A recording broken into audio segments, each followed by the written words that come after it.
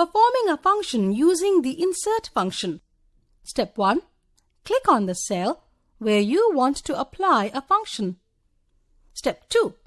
Click on the Insert Function option in the Function Library group on the Formulas tab. An Insert Function dialog box will appear. Step 3. Choose the function average and click on OK. A function arguments box will appear on the screen. Step 4.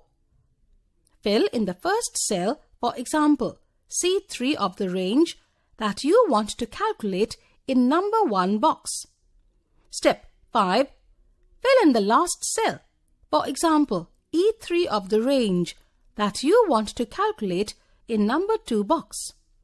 The result will appear in the selected cell. Step 6. Click on OK. Similarly, find the average for the rest.